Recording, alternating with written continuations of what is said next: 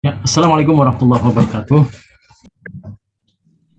Hal adalah penjelas keadaan fa'il atau maf'ul bih.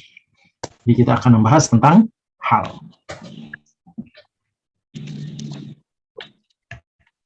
Hal adalah isim mansub yang berfungsi untuk menjelaskan keadaan fa'il atau maf'ul bih, atau keadaannya ketika terjadinya suatu perbuatan.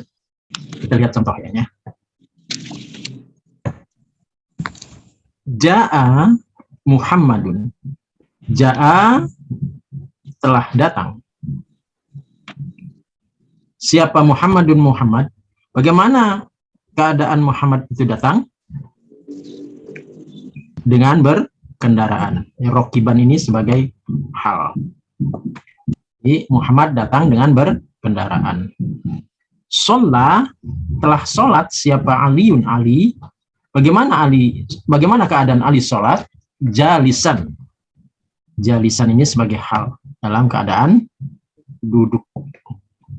Ja'a Muhammadun rokiban dan sholat Aliun jalisan itu adalah hal yang menjelaskan keadaan fa'il. Ya. Jelaskan keadaan siapa? Fa'il. Sekarang kita perhatikan yang berikutnya. Alqa azizun Yusufa fisijni madluman. Alqa telah menemui siapa al-azizu al-aziz Yusufa kepada Yusuf fisijni di dalam penjara. Bagaimana keadaan Yusuf di dalam penjara? Madluman dalam keadaan dizolimi. Jadi yang dijelaskan adalah keadaan yang di penjara. Yang di penjara siapa? Yusuf. Yusuf. Yusuf ini posisinya sebagai apa Yusuf ini? Alqa fi'il. Al-azizu fa'il, Yusuf adalah maf'ul bih. Jadi hal di sini menjelaskan tentang keadaan maf'ul bih.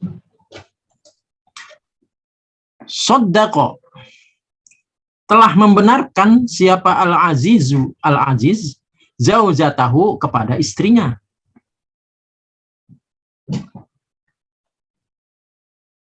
Shaddaqa al-azizu zaujatahu zalimaini. Zalimani ini adalah keadaan keduanya.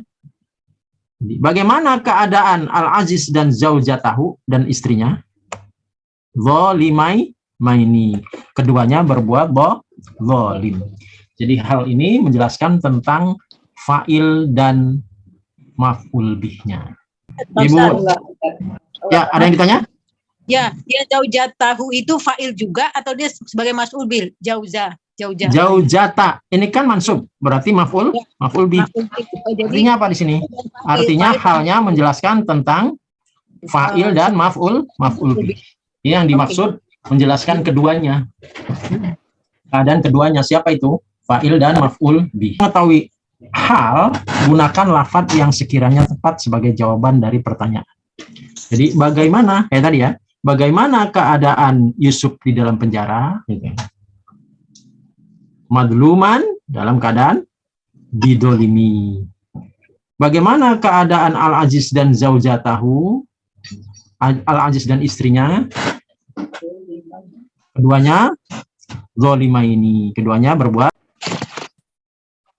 Ya, kita lanjut kepada kunci yang ke-20. Sini kita akan membahas tentang tamyiz. Tamyiz adalah isim yang menjelaskan kesamaran. Jadi tamyiz itu isim yang menjelaskan mumayyaz. Mumayyaz itu isim yang samar. Nah, tamyiz adalah isim yang disebutkan setelah isim mubham atau isim samar dan berfungsi untuk menjelaskan kesamaran tersebut. Kita lihat contohnya. Ishtaraitu. Saya membeli. Isrina 20 kitab. Nah, kalau menterjemah tamyiz itu diberi pancingan apanya gitu ya. Di istaraitu, saya telah membeli Isrina 20, apanya? Kitaban, kitabnya. Jadi saya telah membeli 20 kitab. Kitab ini sebagai tamyiz.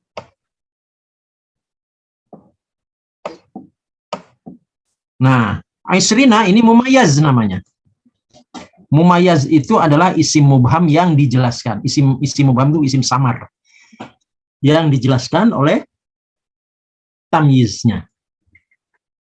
Istara itu saya membeli kilo goroman 1 kilo apanya? Ruzan, berasnya.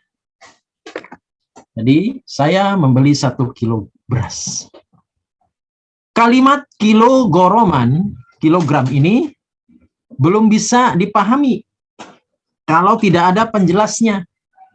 1 kilogram apa? Beras, buah, pasir, bisa jadi batu atau apa, kan belum jelas. Karena belum ditentukan apa yang ditimbang gitu kan ya. Nah, setelah dipastikan, disebutkan tamyiznya, penjelasnya, yaitu ruzan, beras, maka kalimat tersebut menjadi sempurna, menjadi jelas. Saya membeli 1 kilo beras.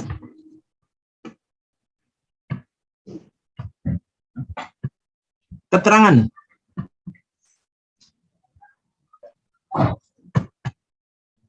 Kalimat Isrina dan kilograman adalah isim yang mubham. Maka kalimat kitaban dan ruzan adalah kalimat yang menjelaskan. Dalam contoh di atas, kalimat Isrina dan kilogoroman disebut mumayaz. Mumayaz. Nah, kalimat kitaban dan ruzan disebut tamyiz.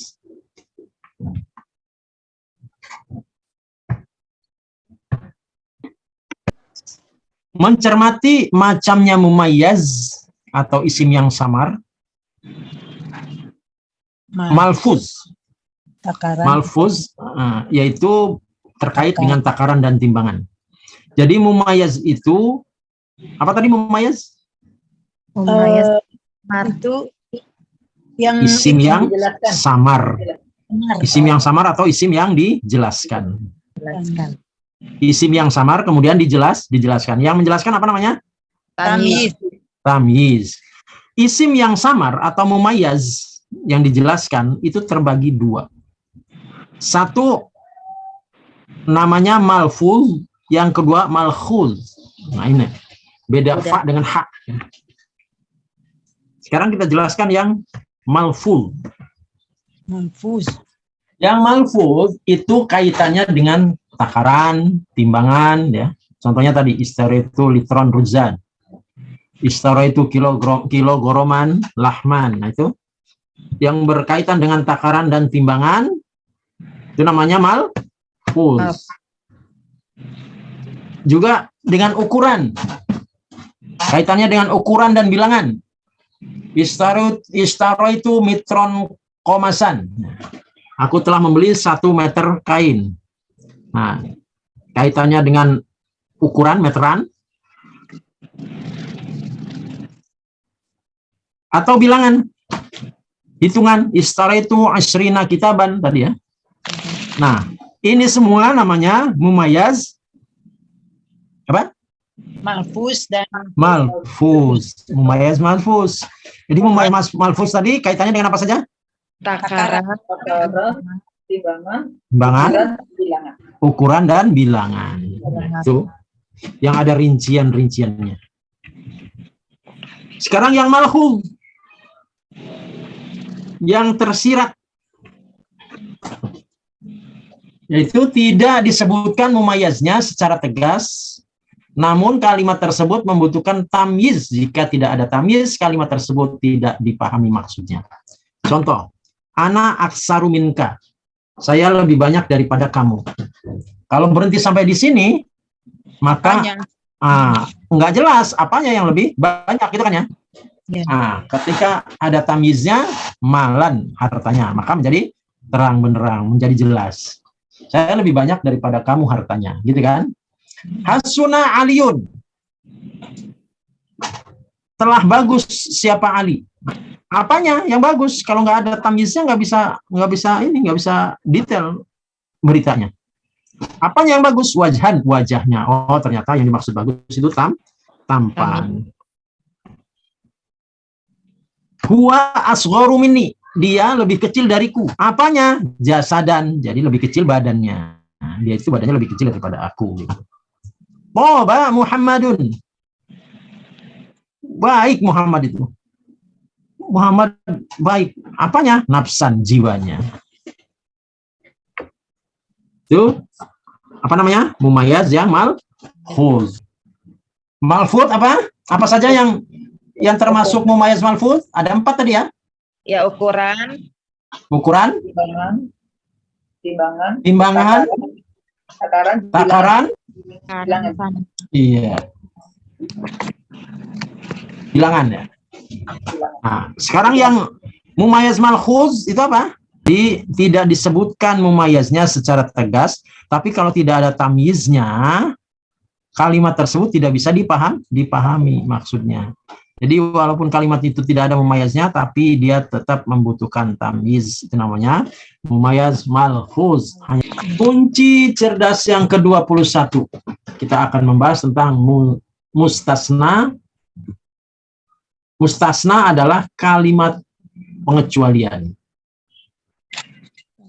Kalimat pengecualian itu mustasna. Mustasna adalah isim yang berada setelah alat atau adatul istisna. Kemudian keadaan hukumnya berbeda dengan hukum mustasna minhu, yaitu lafadz yang ditunjuk sebelum alat istisna. Ya, contohnya ada al-musafiruna ila Muhammadan. Iya, salah itu ya, Muhammadan salah itu. Illa Muhammadan. Jadi mustasna itu termasuk isim mansub ya. Ada al-musafiruna illa Muhammadan. Isim yang berada setelah adat atau alat istisna yang keadaan hukumnya berbeda dengan hukum mustasna minhu, yaitu lafadz yang disebutkan sebelum alat istisna. Itu mustasna. Jadi ini illa adalah alat istisna, alat pengecualian. Istisna itu apa? Pengecualian. Sebelum alat istisna, ini namanya mustasna minhu. Al-musafiruna, apa namanya? Mustasna minhu. Mustasna minhu. Muhammadan ini adalah mustasna. Mustasna ya. Najaha al-auladu illa aliyan. Najaha telah lulus. Siapa al-auladu? Anak-anak lelaki itu illa aliyan kecuali Ali.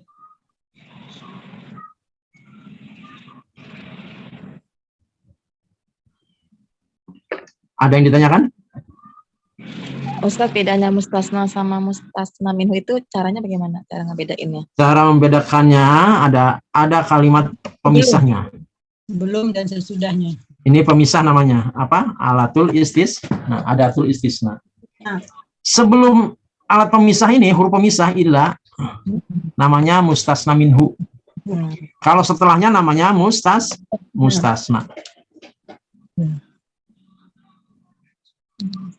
Nah, kalau keseluruhan mustasna dan mustasna, nah alatul istisna dan mustasna minhu namanya istisna. Kalau digabung. Kalau digabung. Kayak atof itu kan ya. Ma'tuf alaihi sama ma'tuf digabung namanya atof.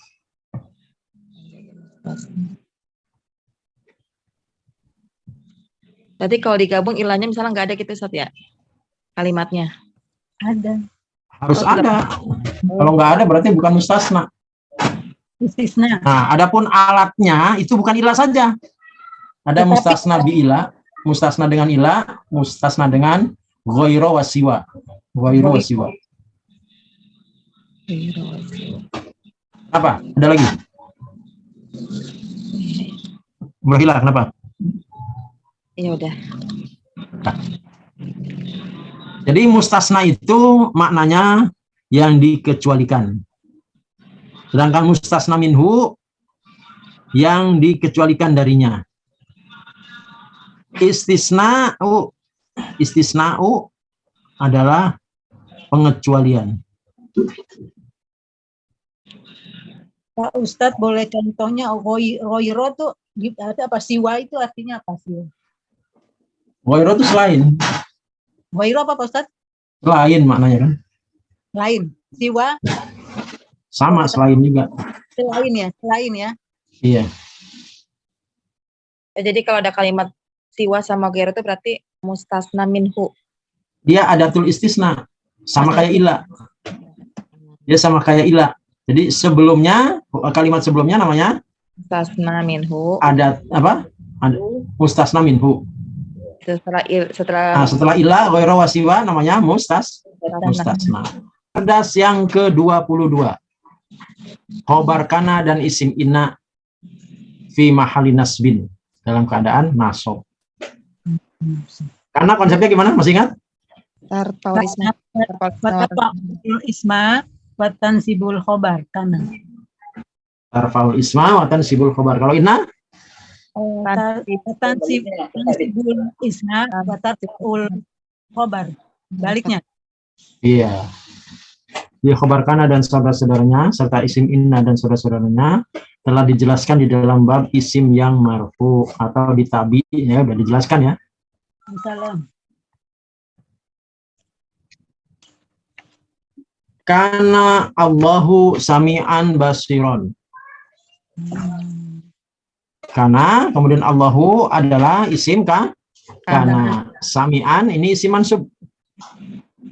Sami'an sebagai khobar kana. Basiron naat man'ut atau sifat mausuf. Wa kana, wa-nya huruf, kana isi fi'il, Allahu adalah fa'il. Sami'an sebagai maf'ul apa khobar? Khobar kana. Allahu sebagai isim kana, sami'an khobar kana. Wa huwa mudhof itu nggak boleh tanwin. Saat. Wa huwa apa? Sami'an? Ini man'utnya ya. Man'ut basiron. Tun ka isim inna. Gofurun Kufurun. khobar inna.